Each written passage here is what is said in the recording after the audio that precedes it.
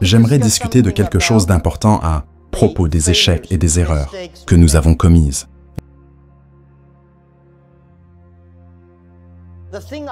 La chose pour laquelle je me sens le plus reconnaissant, ce sont toutes les erreurs et les critiques que j'ai reçues.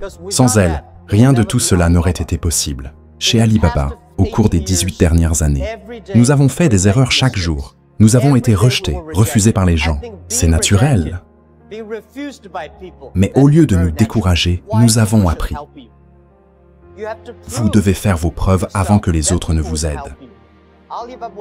Alibaba n'était pas un géant au départ. Aujourd'hui, après 18 ans, nous avons bâti quelque chose d'exceptionnel. J'ai toujours cru qu'Internet pouvait donner du pouvoir aux autres, aider les jeunes, les petites entreprises et les femmes à construire un avenir brillant. Ce parcours a été difficile, mais nous sommes arrivés jusqu'ici. Il existe de nombreux livres sur notre histoire, mais je ne les lis pas.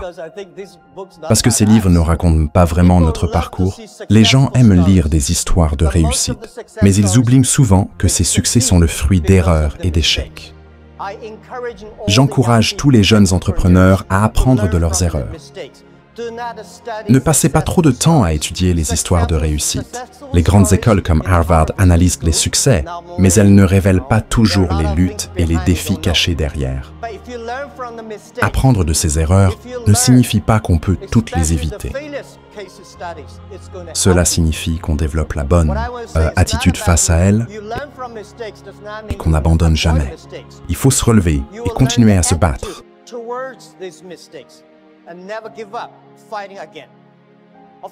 Bien sûr, être rejeté et refusé est douloureux. Je me souviens avoir cherché des financements partout, mais personne ne voulait nous donner de l'argent. Personne ne croyait au commerce électronique pour les petites entreprises en Chine. J'étais abattu ce jour-là, puis j'ai regardé Forrest Gump, un film que j'adore. Sa mère disait, « La vie, c'est comme une boîte de chocolat. On ne sait jamais sur quoi on va tomber. » Cette phrase m'a inspiré. J'ai compris qu'il fallait continuer à rêver et à se battre. En tant qu'entrepreneurs, nous ne nous plaignons jamais. Là où les autres voient des problèmes, nous voyons des opportunités. Si vous pouvez résoudre les plaintes des autres, c'est là que se trouve votre chance. J'adore parler aux entrepreneurs. Quand je les écoute, je me sens inspiré, car nous partageons le même état d'esprit. La différence entre une grande et une petite entreprise ne réside pas dans le chiffre d'affaires, mais dans le rêve. Les petites entreprises ont souvent plus de rêves que les grandes. Une fois qu'une entreprise devient trop grande, elle se concentre uniquement sur les KPI, indicateurs de performance. Si vous voulez réussir, ne changez pas sans cesse d'objectif. Restez concentré sur votre rêve. Alibaba a commencé il y a 18 ans avec 18 personnes dans mon appartement. À l'époque, tout le monde nous disait que nous étions fous. Comment pouvez-vous faire du commerce électronique en Chine?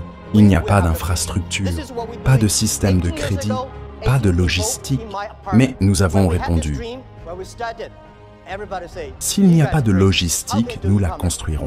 S'il n'y a pas de système de crédit, nous le créerons.